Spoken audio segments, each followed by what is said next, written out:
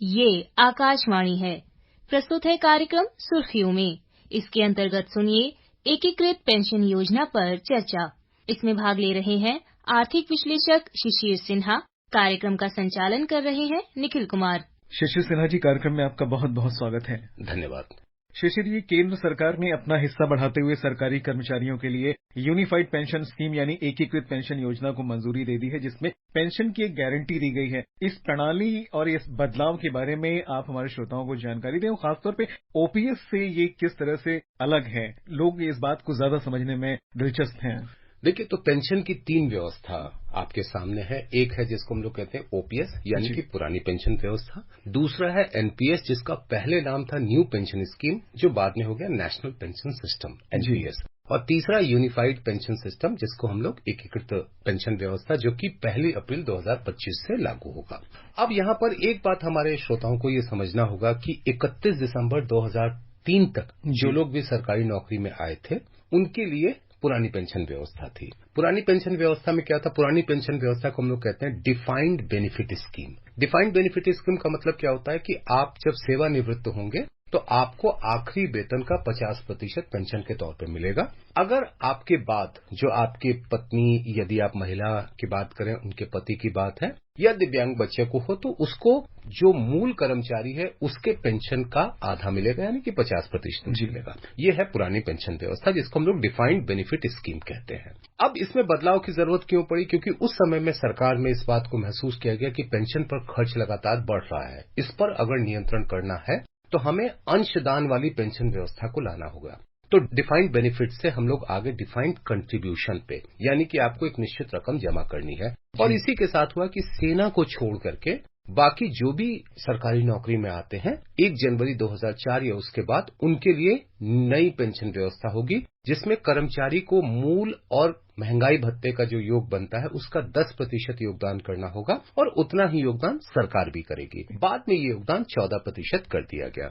इसमें कोई guaranteed pension नहीं था, और जिसको लेकर के हमेशा से ये विवाद होता रहा कि इतने सालों की सरकारी नौकरी के बाद हमारे पास भविष्य की सुरक्षा क्या है, क्योंकि वो पैसा जो आपका कहीं भी लगा और आपको पर्याप्त उसका फंड नहीं मिल पाया तो आपके लिए भविष्य दिक्कत की बात हो जाएगी। तो इस पर एक समिति बनाई गई पिछले साल बजट में, जिसको टीवी सोमनाथन कमेटी, जो कि अभी कैबिनेट सेक्रेटरी डेजिग्नेट है, और उनकी सिफारिशों के आधार पर एकीकृत पेंशन योजना लाई गई, जिसमें 3 खास पहलू हैं। पहला, आपको एश्योर्ड पेंशन है। दूसरा, मिनिमम फैमिली पेंशन है। और तीसरा, मिनिमम एश्योर्ड पेंशन है। ये 3 का मतलब क्या है? पहले वाले में जो कर्मचारी 25 साल या उससे ज्यादा की नौकरी किए हैं, उनके लिए आखिरी जो उनका साल है कार्य का, उसके 12 महीनों में वेतन का जो औसत बनेगा उसका 50% पेंशन मिलेगा। दूसरा, फैमिली पेंशन में हो गया कि उस पेंशन का 60% जो उस मूल कर्मचारी को मिल रहा था वो परिवार को मिलेगा। और परिवार की परिभाषा, जैसे मैंने आपसे कहा, पति, पत्नी या दिव्यांग बच्चे हैं।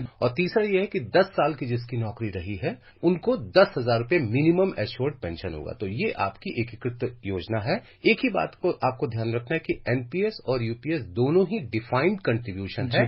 यूपीएस में अब डिफाइंड बेनिफिट भी आ गया। शिशिर जी, अभी आप एकीकृत पेंशन योजना के बारे में इतनी बातें बता रहे, जो 2 मूल घटक हैं, निश्चित अंशदान और निश्चित लाभ, ये खासतौर पे एक बड़े बदलाव की ओर संकेत देता है, जिसमें लोगों को बचत की ओर प्रोत्साहित करने के लिए शायद बढ़ावा देने की बात है। ये आपके लिए क्या होता है कि बचत आप स्वेच्छा से करते हैं या बचत आप मजबूरी में करते हैं या दबाव में करते हैं? जब आप स्वेच्छा से करते हैं तो उसके पीछे आपकी बहुत ज्यादा सोच नहीं होती है, लेकिन जब आप दबाव में करते हैं तो उसके पीछे एक सोच होती है कि इसका मुझे लाभ क्या मिलेगा। हम ये नहीं कहेंगे कि जो एकीकृत पेंशन योजना या नेशनल पेंशन सिस्टम में जो आप पैसा लगाते हैं वो एक दबाव की बात होती है। वो आपके पूरे कार्य के लिए, जिसको कहते हैं ना कि जो आपके और सरकार के बीच में जो समझौता है या सहमति जिन मुद्दों पर बनी, उसमें से एक ये भी है कि आप अपने वेतन का इतना हिस्सा योगदान करेंगे और उसके आधार पर आप पेंशन के हकदार होंगे। ये है। अब इसमें नेशनल पेंशन सिस्टम यानी कि एनपीएस में 10% कर्मचारी का, 14% सरकार का, ये 24% का जो कॉर्पस बना, इसमें आप 60 वर्ष की उम्र में जब आप रिटायर करते हैं तो उसमें से 60% एक मुश्त आप निकाल सकते हैं, और 40% के जरिए एक पेंशन प्लान खरीदा जाता है, जिसके आधार पर आपको पेंशन मिलता है। लोगों की शिकायत क्या थी? लोगों की शिकायत ये थी कि इतना पैसा नहीं मिलता जिससे कि हमारा भविष्य सुरक्षित हो सके।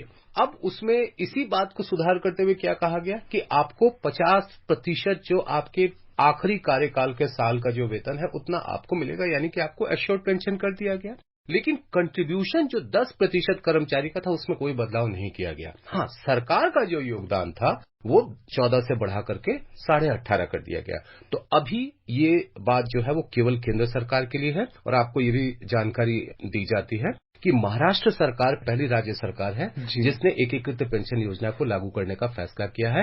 वो भी उसी आर्किटेक्चर पे काम करेंगे जो आर्किटेक्चर केंद्र सरकार का है। अभी आपने महाराष्ट्र सरकार की बात, तो मंत्रिमंडल ने जो निर्णय लिया है उन्होंने ये कहा है कि यूपीएस इस वर्ष मार्च से प्रभावी हो जाएगी। महाराष्ट्र में उन्होंने कहा कि केंद्र सरकार भले ही 1 अप्रैल 2025 से करे, हम उसके पहले ही हम इसी वर्ष से जो है उसका फायदा दे सकते हैं। और महाराष्ट्र के बारे में एक महत्वपूर्ण तथ्य ये भी है कि उनकी वित्तीय स्थिति काफी बेहतर है दूसरे राज्यों की तुलना में। उनका बजट काफी बेहतर है, तो इसलिए उनके लिए बहुत ज्यादा एक कहा जाना कि वित्तीय परेशानी या वित्तीय संकट जैसी स्थिति नहीं आने वाली है। तो राजनीतिक फायदे की भी बात है, कोई भी सरकार चाहेगी कि राजनीतिक बिल्कुल फायदा ले, और उसी के आधार पर देखते हुए ये फैसला किया जाए। शिशिर जी, एक मन में सवाल ये आ रहा है कि ये जो नई पहल सरकार ने अभी की है, तो क्या ये पुरानी पेंशन योजना यानी कि ओपीएस में अगर मूलभूत कमियां रही होंगी तो क्या ये उनको दूर करने का प्रयास करती है? क्योंकि अगर इस योजना को थोड़ा सा ऑब्जर्व करें तो ये पेंशन देनदारियों को करदाताओं की भावी पीढ़ियों पर स्थानांतरित करती है, यानी कि आगे की भविष्य की बात करते हैं। एक चीज आपको ध्यान में रखना चाहिए कि ओपीएस में अंशदान की कोई व्यवस्था नहीं थी, यानी कि पूरा का पूरा जो एक पेंशन की जो जिम्मेदारी है, देनदारी जो है, वो केंद्र सरकार या राज्य सरकार के ऊपर है, उनके बजट के ऊपर बजट में शामिल होता था। नेशनल पेंशन सिस्टम में अंशदान की व्यवस्था शुरू की गई। यूनिफाइड पेंशन सिस्टम में भी अंशदान की व्यवस्था, यानी कि पुरानी पेंशन योजना से एक बड़ा अंतर ये हो गया है कि यहाँ पर अंशदान की व्यवस्था है। दूसरा ये है कि पुरानी पेंशन योजना के बराबर ही, यानी कि वहां पर भी आखिरी वेतन का 50% और यहाँ पर भी आखिरी वेतन का 50%, तो दोनों ही हो गया। अब यहाँ पर एक तकनीकी बात मैं आपके श्रोताओं के साथ साझा करना चाहूंगा कि जो नेशनल पेंशन सिस्टम है जिसमें कर्मचारी 10% और सरकार चाहे केंद्र की हो या राज्य सरकार की हो जो 14% होता था, जो 24% पैसा था उसको कहीं ना कहीं निवेश किया जाता था। आप एक सरकारी कर्मचारी हैं तो आपके सामने 4 विकल्प दिए गए। पहला विकल्प जिसको कहते थे डिफॉल्ट, यानी कि आपने कहा नहीं जी मुझे कोई फैसला नहीं करना है, आप तय कर लो, तो उसमें आपके पैसे को 85% जो आपका कॉर्पस, आपका जो भी पैसा आता है वो 85% बॉन्ड में और 15% तक शेयरों में, ये डिफॉल्ट ऑप्शन था। दूसरा क्या था कि आप बिल्कुल रिस्क नहीं लेना चाहता, बिल्कुल जोखिम नहीं उठाना चाहते, तो आप कहेंगे पूरा का पूरा पैसा 100% पैसा जो है मेरे सरकारी बॉन्ड में लगा दो। आप थोड़ा सा जोखिम उठाना चाहते हैं तो आपको 2 विकल्प दिए गए जिसको हम लोग कहते हैं लाइफ साइकिल 25, लाइफ साइकिल 50। इसका मतलब क्या हुआ कि 25% तक पैसा शेयरों में आप लगा दें और दूसरे विकल्प में 50% तक शेयरों में लगा दें। तो मोटा मोटी ये हुआ कि 24% जो पैसे से कॉर्पस बना वो इन अलग अलग विकल्पों में इसका निवेश किया गया। अब क्या होगा यूनिफाइड पेंशन में, आपका जो 10% है और सरकार का 10%, सरकार 18.5% करेगी लेकिन मैं पहले 10 लूंगा, तो 10 और 10 20 हो गए। ये कहां लगेगा ये आप तय करेंगे, यानी कि कर्मचारी तय करेगा। आपके पास विकल्प क्या होंगे, वो डिफॉल्ट ऑप्शन होगा या फिर गवर्नमेंट सिक्योरिटीज का होगा या फिर आप शेयरों में 25% या आप शेयरों में 50%। आप इसमें बदलाव भी कर सकते हैं अपने लाइफ साइकिल में। बाकी जो 8.5% है वो कहां लगेगा ये फैसला सरकार करेगी, लेकिन अंत में ये होगा कि आपका जो कॉर्पस बना उससे ये सुनिश्चित करने की कोशिश की जाएगी कि आखिरी साल के 12 महीने का 50% आपको पेंशन मिल सके। तो अगर आपने मान लीजिए कि शेयरों में पैसा लगा दिया, और मैं बहुत ही काल्पनिक स्थिति की बात कर रहा हूं कि आपका पैसा कम हो गया, वहां पे घाटा हो गया, तो वो जो अंतर है उस अंतर को पाटने का काम सरकार करेगी ताकि आपके लिए 50% आपके 12 महीने के वेतन के आधे के बराबर आपको मिल सके। तो ये इस नई पेंशन योजना का ये सबसे बड़ा मूल बात है। यानी कि इसमें प्रोत्साहन भी दिया गया है कि आप प्रोत्साहित होइए बचत करने के लिए, निवेश करने के लिए। बाकी हम तो गारंटी आपको दे ही रहे हैं कि आपको इतना तो मिलना ही देंगे। इन्फ्लेशन इंडेक्सेशन की जो बात कही उसे थोड़ा सा डिस्क्राइब करिएगा। यही महंगाई रहा था। देखिए आम आदमी के लिए उसको हम लोग तकनीकी भाषा में क्या कहते हैं कि CPI-IW यानी कि consumer price index industrial worker, इसके आधार पर यदि आप सरकारी कर्मचारी हैं तो आपको साल में 2 बार महंगाई भत्ता मिलता है। एक पहली किस्त होती है वो 1 जनवरी से प्रभावी होती है और दूसरी किस्त जो होती है वो 1 जुलाई से प्रभावित होती है। उसका आकलन कैसे किया जाता है, वो CPI-IW पे होता है। इसी को हम अगर बिल्कुल तकनीकी भाषा में कहें तो ये कहते हैं इन्फ्लेशन इंडेक्सेशन। आम बोलचाल की भाषा में अगर हम इसको कहें तो महंगाई भत्ता जो सरकारी कर्मचारी हैं, काम में लगे हुए हैं और अगर सेवानिवृत्त हो जाए तो उनको महंगाई राहत मिलती है। तो अब ये बात कही गई कि महंगाई राहत उनको भी मिलेगा, यानी कि समय समय पर साल में जो 2 बार फैसला किया जाता है, अमूमन पहली किस्त का जो फैसला होता है वो मार्च में होता है, होली के ठीक पहले, और दूसरी किस्त का फैसला दुर्गा पूजा के ठीक पहले होता है, तो उसका फायदा कर्मचारियों को भी मिलेगा महंगाई राहत के तौर पर। इसी को इन्फ्लेशन इंडेक्सेशन कहते हैं। शिशिर जी, मैं आपसे ये पूछना चाह रहा था कि अगर वास्तविकता को हम समझें तो राष्ट्रीय पेंशन प्रणाली जिसका आपने जिक्र किया था, क्या हम कह सकते हैं कि उसको अपनी प्रभावशीलता दिखाने का अवसर नहीं प्राप्त हुआ है अभी तक पूरी तरह से? नेशनल पेंशन सिस्टम 1 जनवरी 2004 से लागू है, और अगर मैं संख्या की बात करूं, जो सरकार ने संख्या दी है कि 23 लाख केंद्र सरकार के कर्मचारी जो हैं, यानी कि उतने लोग हैं जो कि नेशनल पेंशन सिस्टम में आ चुके हैं। लेकिन नेशनल पेंशन सिस्टम में अगर रिटर्न की बात करेंगे, जिन्होंने पैसा लगाया जो पिछले 23 साल 2004 से लेकर के 2024 के बीच में 20 साल के दरमियान, रिटर्न जो है वो 9.5% तक गया है। तो एनपीएस के साथ दिक्कत यही हुई कि लोगों को जितना समय चाहिए था अपने कॉर्पस को बिल्ड करने के लिए, अगर उनका उतना समय नहीं हो पाया तो उनके पेंशन पर असर पड़ेगा। लेकिन आपको याद रखना चाहिए कि एनपीएस में जो लोग शामिल हुए हैं उनका रिटायरमेंट आप कहिएगा 2030 के बाद आएगा। तो असली परीक्षा तब होगी एनपीएस की जब 2030 के बाद उनके पेंशन की शुरुआत होगी, तो वो हमको ध्यान में रखना होगा। थोड़ा सा राज्यों की तरफ अगर हम जाएं तो भारत सरकार ने निश्चित लाभ चुनने वाले राज्यों पर समान राजकोषीय बाध्यताएं यानी कि फिस्कल डिस्क्लोजर की बात कही है, और उन सरकारों को पेंशन देनदारियों को स्थिरता देने का एक मार्ग भी सुझाया है कि आप इस तरह से आगे बढ़ सकते हैं। तो राज्यों के लिए अगर हम कॉमर्शियल वे में देखें या फिर फाइनेंशियल वे में देखें तो उनके लिए किस तरह का फैसला हो सकता है? एक चीज इसमें अच्छी बात है कि आपको हर साल प्रावधान करना है।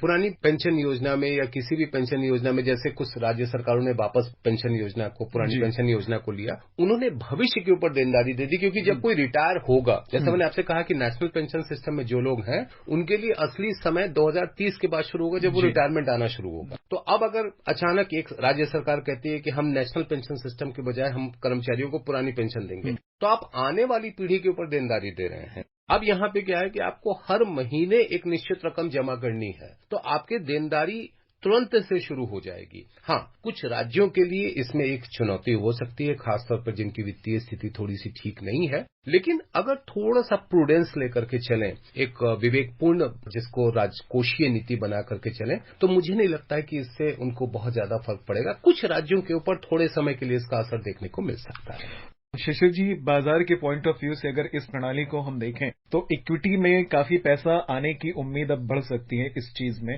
ऐसा जो बाजार के एक्सपर्ट हैं वो कह रहे हैं। मैं आपसे अपने श्रोताओं के लिए जानना चाहता हूं कि इसमें कितनी बात में सच्चाई हो सकती है? मैंने आपसे बताया कि नेशनल पेंशन सिस्टम में भी विकल्प था कि पैसा जाएगा, और अब सच्चाई ये है कि अगर 24% से घट करके 20% हो जा रहा है, तो यानी कि आपके लिए, बाजार के लिए तो पैसा कम उपलब्ध होगा ना। इसीलिए ये कहना कि ज्यादा निवेश आएगा शायद थोड़ी जल्दबाजी है। हमें एक बात और भी यहाँ पर ध्यान में रखना है कि जैसे जैसे वेतन बढ़ेगा तो जाहिर सी बात है कि कहने को 20% होगा लेकिन रकम बड़ी होगी, तो उस आधार पे उस समय में आपको ज्यादा पैसे का उपलब्धता बाजार के लिए हो सकती है। लेकिन उन्हीं के लिए होगा जो 25% या 50% का विकल्प अपनाते हैं। जो 15% का है वो अभी भी चल रहा है, तो एक झटके में बहुत कुछ पैसा बाजार में आ जाएगा, मुझे इसमें संदेह है। एक अंतिम प्रश्न आपसे पूछूंगा, कोई भी सरकारी कर्मचारी है, यदि दुर्भाग्य से उसका निधन रिटायरमेंट से काफी पहले हो जाता है, तो उस स्थिति में जब ये सारी चीजें होंगी तो उसको किस तरह से डिफाइन किया जाएगा? देखिए, अगर उनका निधन हो जाता है, जब वो काम में ही होते हैं, कार्य में ही होते हैं, तो जाहिर सी बात है कंपनसेट एम्प्लॉयमेंट होता है जो उनके स्पाउस को मिलता है। अब अगर उनका निधन हो जाता है सेवानिवृत्ति के बाद, तो फैमिली पेंशन जो है जो कि 60%, और वो फैमिली में जैसा मैंने आपसे कहा कि परिभाषा उसमें ये है कि पति पत्नी या दिव्यांग बच्चे हैं। अब अगर मान लीजिए कि आप वीआरएस लेते हैं, वॉलंटरी रिटायरमेंट स्कीम लेते हैं 60 वर्ष के बहुत पहले, तो आपको इंतजार करना पड़ेगा उस पेंशन व्यवस्था को अपनाने के लिए जब आपकी उम्र 60 वर्ष की हो जाएगी तब। जी शिशिर जी, बहुत ही आसानी से आपने इन तमाम बातों को समझाया, आपका बहुत बहुत शुक्रिया। धन्यवाद। अभी आप सुन रहे थे एकीकृत पेंशन योजना पर चर्चा। इसमें भाग ले रहे थे आर्थिक विश्लेषक शिशिर सिन्हा। कार्यक्रम का संचालन कर रहे थे निखिल कुमार। ये कार्यक्रम आकाशवाणी के समाचार सेवा प्रभाग द्वारा प्रस्तुत किया गया। इसे आप हमारे mobile app news on AIR और YouTube channel news on AIR official पर भी सुन सकते हैं।